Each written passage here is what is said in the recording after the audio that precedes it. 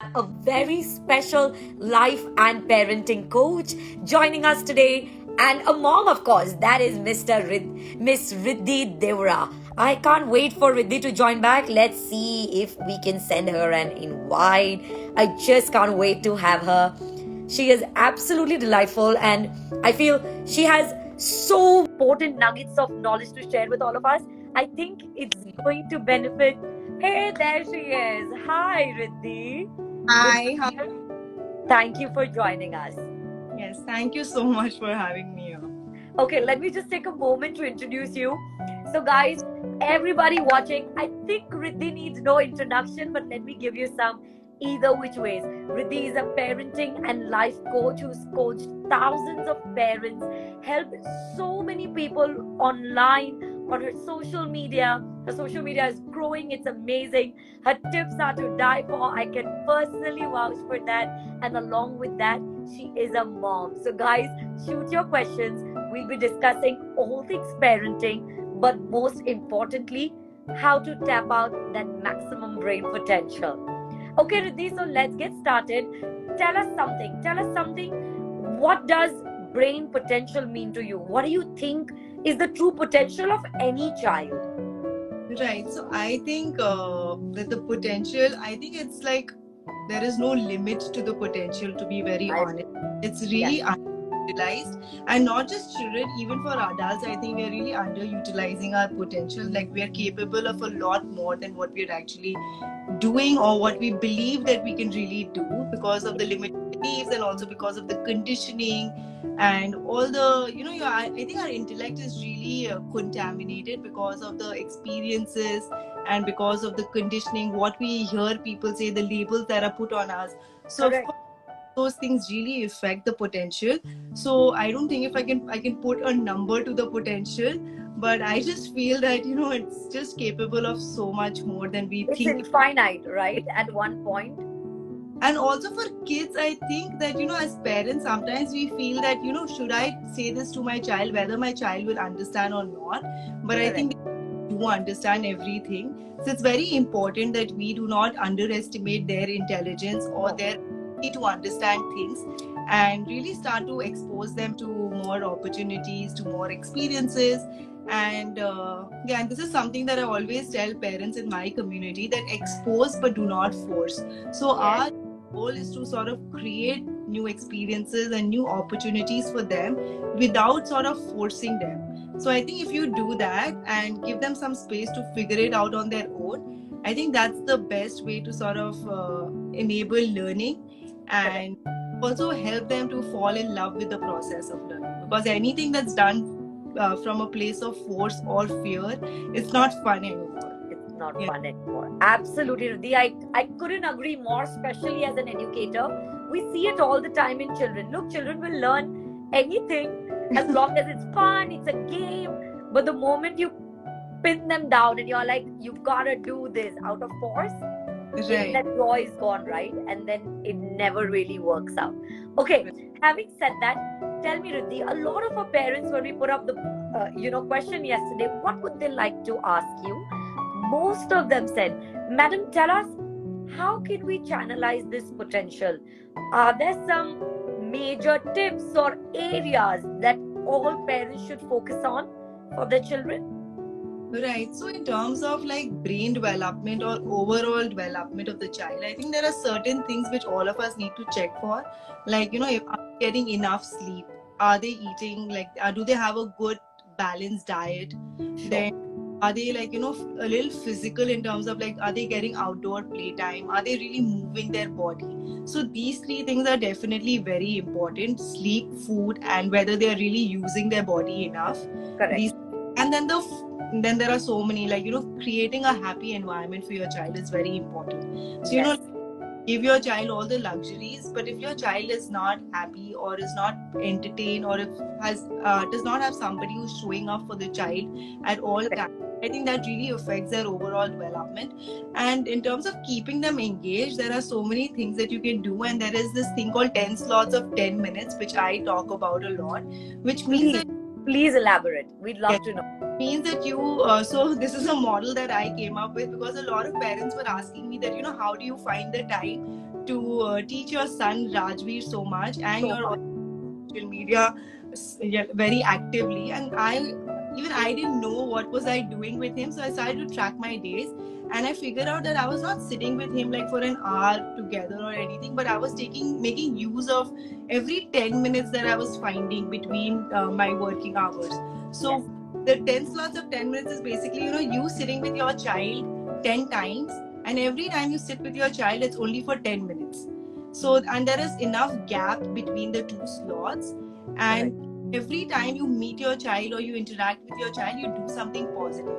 Because as mothers, we really want this feeling that I did something good with my child today, or I Correct. did something productive with my child today. Because if we go to bed, we feel very guilty कि आज मैंने कुछ नहीं किया अपने बच्चे के साथ, or today whole day I couldn't do with anything with my child. And with that guilt, when we sleep, it becomes very difficult. And next day we push it to the next day. Okay, fine, tomorrow I will do it. But then Correct. again, there is no guarantee that you're going to get that 1 hour again. So it's very easy if you can just sit with your child every 10 minutes that you get in between and do something fun with your child. Also, when we show up for our children more frequently, they are more happy, because they feel that, okay, my mother is interested and she's showing care and she shows up for me and she does a Correct. lot of fun things with me.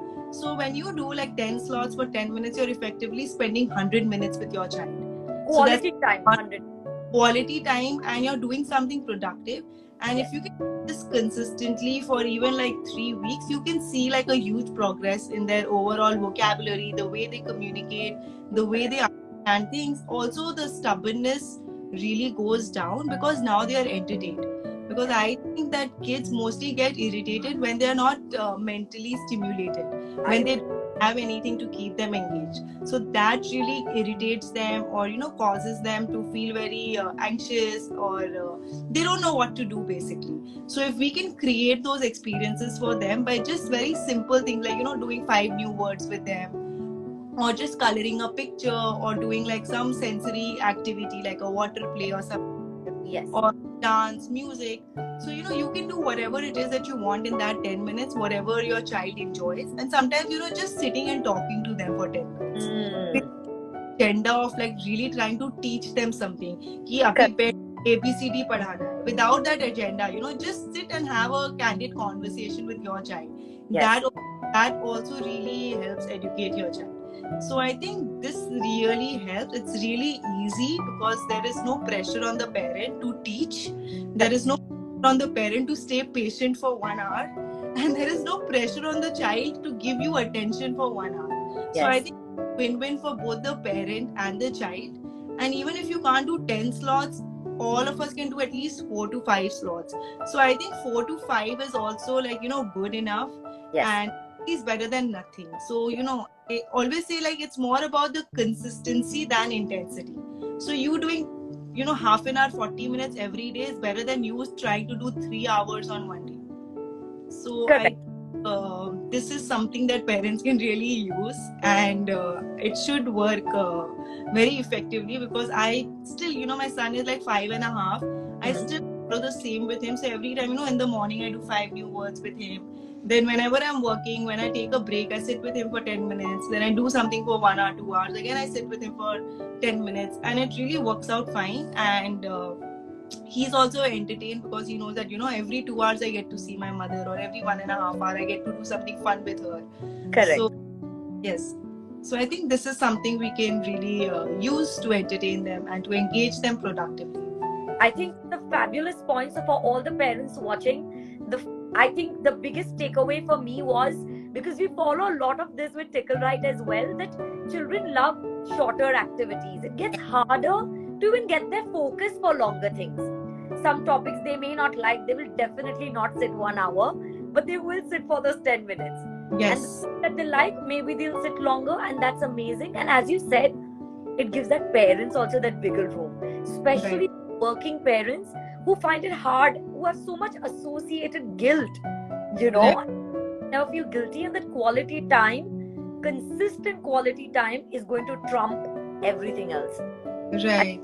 And also, like, even with homemakers, I've noticed, like, because I have so many homemakers that I'm talking to every day, like, time is actually a problem for them also.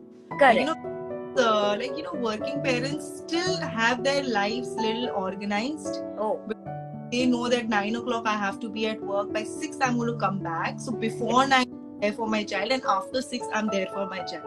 But yes. with homemakers, the problem is that it's like totally taken for granted, and they Clock. want a single thing, and it's very difficult for them to sort of plan or structure their day properly.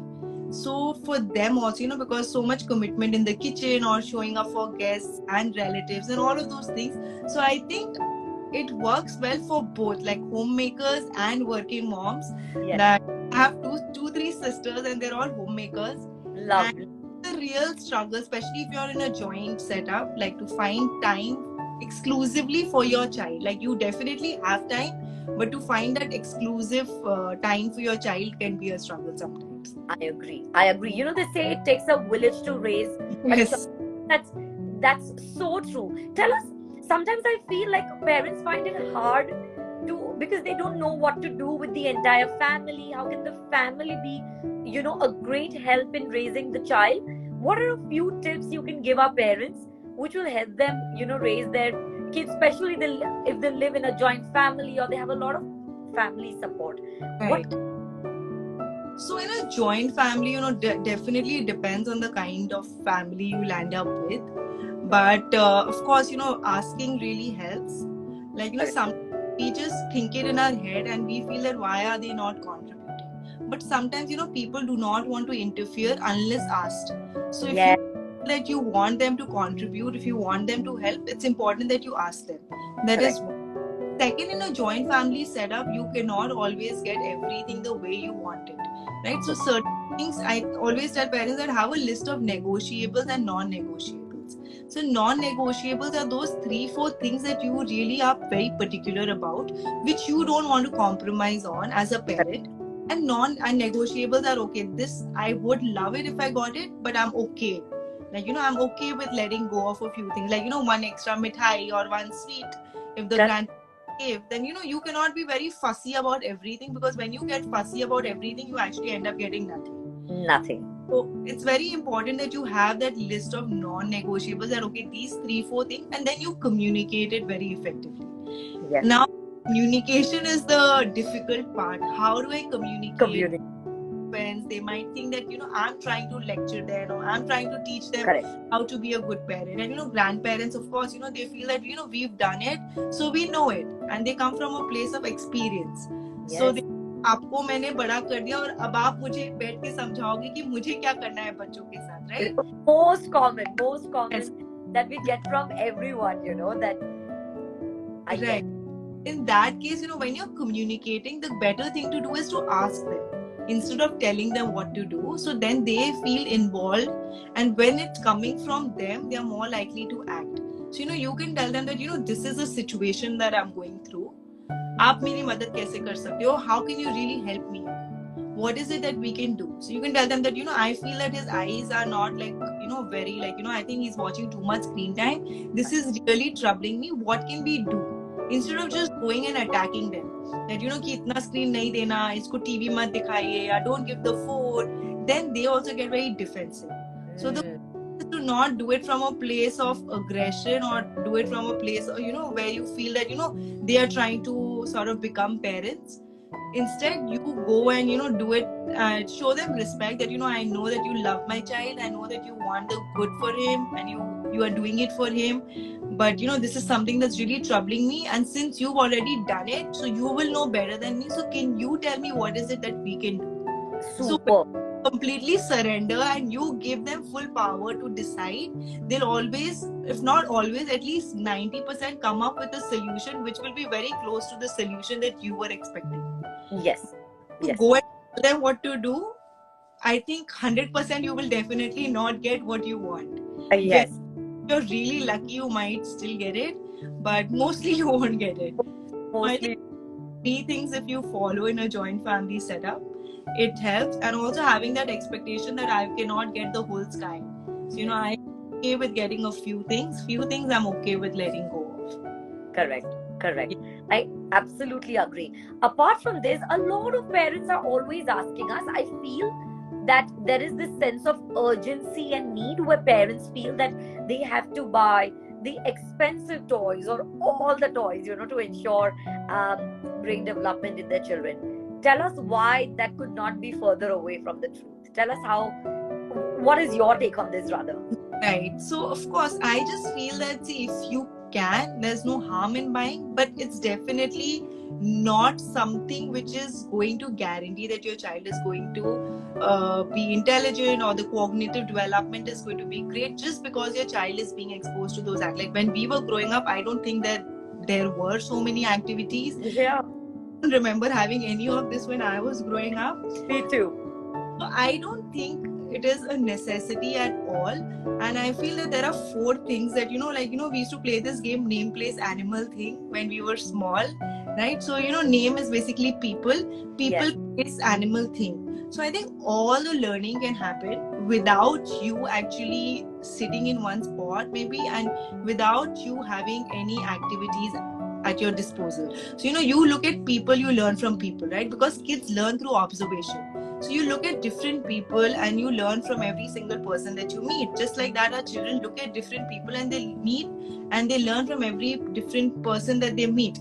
Then place, you take them to different places, to a restaurant, to a zoo, or to all those different experiences like a beach or a mountain. And our kids learn looking at those places, right? And just like that, they learn when they look at different things in the kitchen, when they look at different things in our living room. So it's, I think, and animals, of course, teach them empathy, sympathy, compassion, love, affection. I just feel that you don't really need those activities. If you have it, use it, but do not feel that if you are not exposing your child to those activities or those material, your child is not going to develop cognitively. And I think there are so many examples. Like if you go on the internet and look at the history, I think most of the successful people came from very modest backgrounds and were not exposed to any of these expensive activities or toys. I agree. Right, it all depends on how stimulated your child is and how much can you really make your child fall in the process of learning. That's absolutely right, because as you said, research has shown over and over again that it's not only the expensive toys or manipulatives that make all the difference, but it's the interaction, that social interaction and the observation that comes along with it. So I feel the game of name, place, animal things, sitting with our friends, fighting over it, it did the same thing, because there was so much interaction, so much learning, as you said, looking at the animals or the mountains provided us with the same sort of stimulation. And I think that helped us cognitively develop like leaps and bounds. So that was very, very lovely. Okay, moving on. One more thing. I think a lot of things post-COVID, parents saw a lot of behavioral changes in their children, and that became a prime complaint. They said there was a lot of anxiety, a lot of tantrums, which seemed to be more, which they didn't probably experience with their first baby, but now it's coming. And they find it harder because screen time has increased. Now to pull back, get them to do something, as you said, spend time with them, parents are finding difficult. Could you provide us with a solution for the same? Right. So it's either first, of course, the pandemic has given us a lot of time to understand what we are inside, to understand how we feel. And also before the pandemic, actually, the situation has changed a lot, but after the pandemic, but before that, we were not spending that much time with our children. Correct. Because the interaction was very low. So we did not feel it because the interaction was missing, right? And now because we got an opportunity to spend so much time with them, of course, you're going to feel it more, because earlier we were not even having that interaction because our lives were busy. We were like out of the home, we were traveling, we were moving, we were doing so many things. Kids are generally the same, they go through their developmental stages. Because pandemic, of course, because they've not been able to go outdoor, the activities have gone down, social interactions have gone down, so the irritation has been there. But it's not just because of the pandemic, it's because now we feel it more. I don't know if I'm being able to explain it. Correct. I Absolutely. Action was low, you didn't feel it. Now it's high, so you're feeling it. Now with the kids, like, it's not just about the children, it's about us also, because now the workload on the parent has also gone up. So now, earlier you were spending 3 hours trying to engage or interact or entertain your child, and now you're having to do the same thing for 10 hours. So of Correct. course, 2-3 hours anybody can try and do something productive and positive with a child, but now if you have to do that for 10 hours, you It's don't know hard. ideas, you don't know what to do, because kids don't run out of energy. We can run out of ideas, but they will not run out of energy, and that's the problem. So now you have to start getting very creative as parents. So Yes. that's just on my mission statement: confident, creative, and courageous. So I think these three things we really need as parents, and I think creativity is the easiest, because Love. we all are very creative beings. So Yes. we need to be creative on the spot and figure out how can I really entertain my child or distract my child, buy time for myself, explain it to my child that this is something that you can do while I'm doing this. Correct. So it's important that you figure out what is working for your child, and there is no, like, one idea fits all. So you really need to see what is it that your child likes. How they try and convince your child to do something different, or what is it that is going to help your child feel good, and then you do those things, right?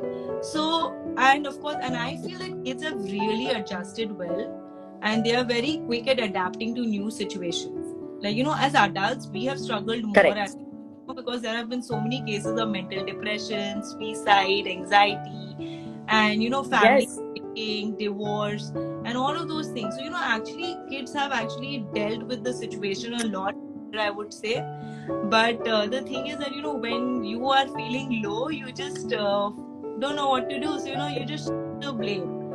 Correct. So, and the screen time which you mentioned, I feel that that is completely under parental control.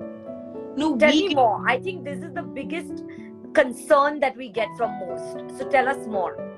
So I think that screen, is like something, out of sight, out of mind. If you are Okay. exposing your child to the screen, of course your child would want it, right? Because it leads to dopamine release, and they feel good, they feel pleasure, and they feel all those, they feel really good about it. So if I you are agree. child to it, your child will definitely want it. And the mistake that we make is that, for our convenience, we give it to them sometimes. And then when we feel it's getting too much, we want to take it away together. But it doesn't work like that. So with screen, I always recommend that have a fixed spot, have a fixed device, and Correct. have a time. So if you can fix these three elements, then it really works. But fixing three elements requires a lot of effort from the parent, more than because as parents we have to be very strict about the limits and consequences that we set for them. So if Yes. one set a rule, you really need to follow through. If you're setting a rule but you're not following through, then it's as good as not setting one, because now your child will feel that, okay, my mom is just going to talk about it, but she'll give it to me when I want, or she'll give it to me when I cry, or she'll Correct. give it to me when I'm not in a good mood. So that really, it makes it very unpredictable for them. Yes. Very important to have a predictable structure around screen time. So for my son, I give him screen time because I believe that there is no running away from screen time. And Correct. also, it's very easy for me to say ki screen mat do, because, but like all of us are going through different experiences. Our lifestyles are very different, different professional, personal commitments. So I Yes. think sometimes, for your comfort, if you are also giving it, at least have a clarity about how much you're giving and how much you're okay with. So it's like a maximum permissible screen time. So you Correct. write a plain piece of paper and you write on that piece of paper that the maximum permissible screen time that I'm going to give my child is, let's say, 40 minutes or 1 hour. Or if you have like very high professional commitment, don't have any other support, let's say you're giving for 2 hours, right? When you put that number on that sheet of paper, then just make peace with it, because you're fighting or just talking about it is not going to help you, right? You are just giving screen and then you're just going on talking ki screen nahi dena and I'm feeling guilty about it, Correct. right? So that is not right, because it's not helping you, it's not helping your child. And whenever you give screen, then give it with joy. Don't like sit on your child's head and make him feel that you're doing something very wrong by looking at the screen. Absolutely. You can Absolutely. Be very conscious about the kind of content you're letting your child consume, what is your child watching, and all of those things. So I think fixing time, spot, screen is very important, and also fixing your maximum permissible screen time that you are okay with as a parent without comparing what others are doing. Like, Correct. feel that, for me, it's like 35 to 40 minutes that I allow my child. So now, Yes. like, somebody has like more professional commitment, or they have an online Zoom meeting which is very important every single day, which they cannot avoid, and they don't have any other support system, then Yes. in that, you have a different maximum permissible screen time for your child, and Correct. then you tell yourself that okay, every day is going to be like this for me, and I then you make peace with it, and then try to do other stuff with your child Yes. when you have free time. Yes, absolutely. So, as you said, like children are creatures of habit. So, if you set a routine for them, they know what to expect, and Exactly. sticking to that routine can, I think, help parents resolve a lot of things. Okay, I have Right. a question, and it's rather rare. And don't you ladies have the impression? Somebody asked. I'd really like to share this that um Indian children are more polite than European children or throughout the world, or they have different levels of confidence. What is your take on this? So I have not met too many European children, or I've not done any research on this. But I just feel that kids mostly learn through observation, and also they come with their own predisposition. So it's not only observation. So parenting is not unidirectional, it's bidirectional. So it's not about what the parent does to the child, but also about how the child absorbs it. So you'll see like two siblings, and they might be very different from each other. I So the agree. same, the experience is the same, schooling is same, education is same, but the siblings turn out very different. This is Hmm. because they come with their own unique temperament. So when we about parenting, we just take a lot of pressure on ourselves, and we feel that it's all about me as a parent, what I do with my child. But when you talk about parent-child relationship, it's very different, because now it's like a two-way thing. It's bi-directional, and it's also coming from the child. Like what he's learning is also about what he really wants to learn. Learn. Right?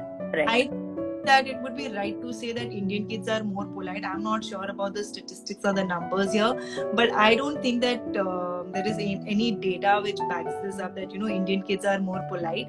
I just feel that kids in general are trying to mirror what we do Yes. mostly, and even if they are like if they have this tendency of being a little stubborn or being a little adamant, it can be changed by actually modeling the right behavior for them, by staying calm, by understanding what they are going through, by holding space for them. You can gradually pull them out of that space and create like a more calm environment for your child. So I think it's more about what they are being exposed to, and I think that would really influence how they really behave. Wow. Wow. That was indeed very insightful, Riddhi. We are gonna wrap this live up with one question that I like got a lot yesterday. Yes. Everybody asked, what is Mrs. Riddhi doing with her child? What are the kind of things that you do with RV, and you would truly recommend them for all the parents at large? Maybe they're big topics or just concepts. What do you think, or skills rather, something that are non-negotiables for the parenting coach herself? So for me, I think reading is one thing that I never compromise on.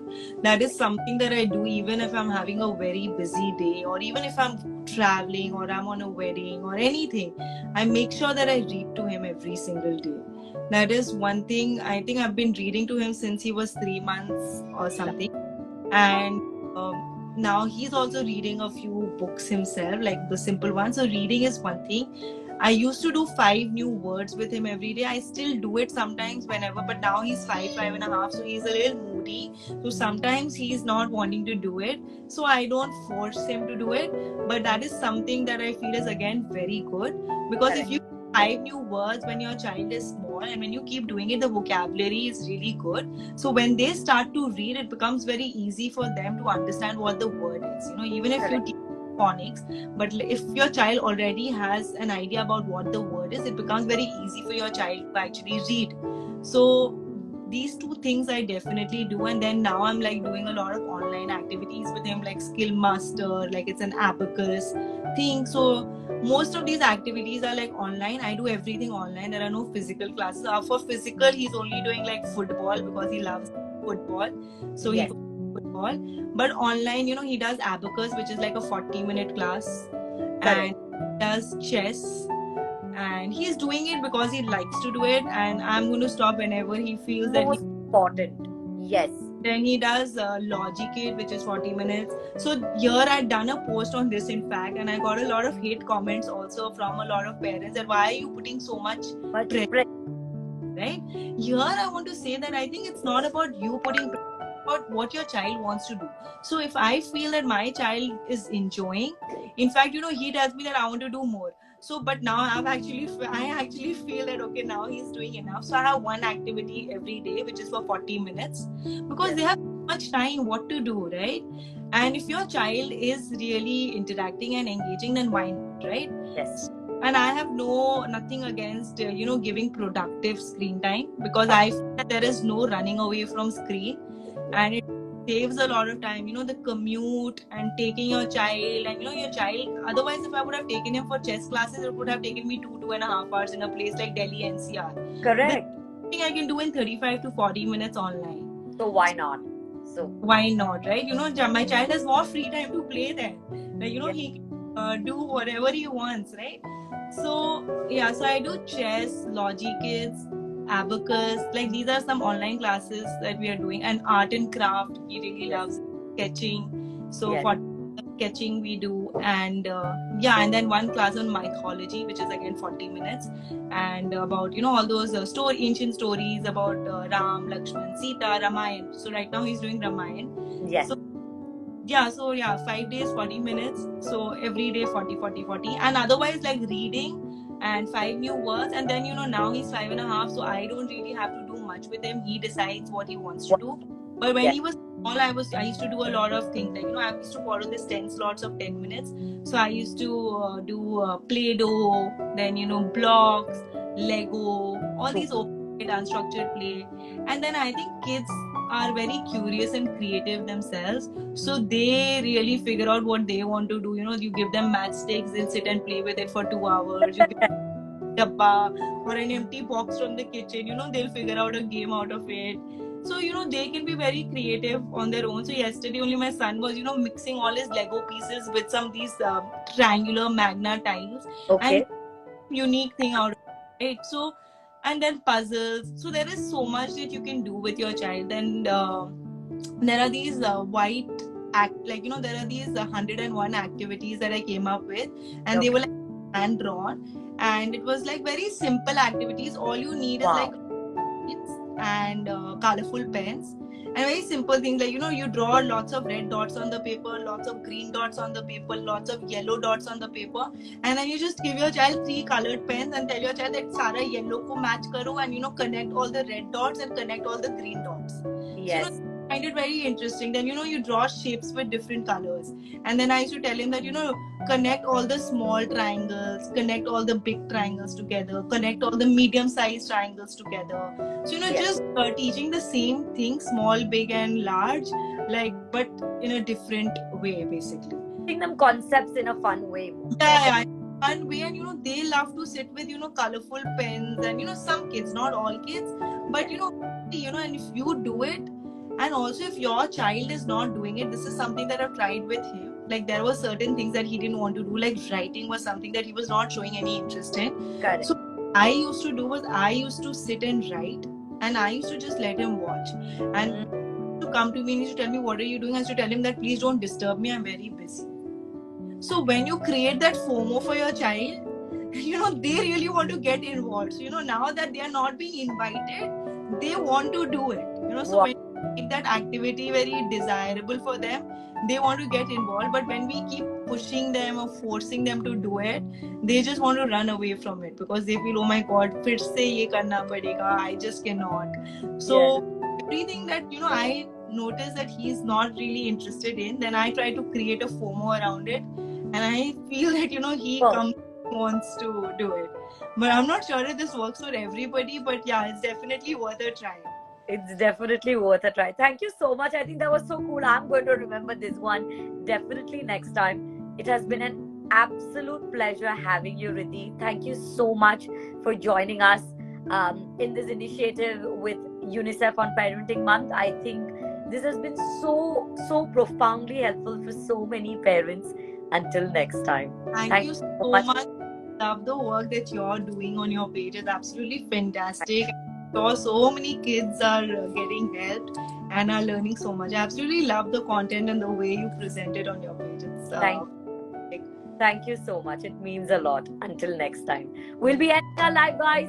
Thank you everyone for joining in. Take care.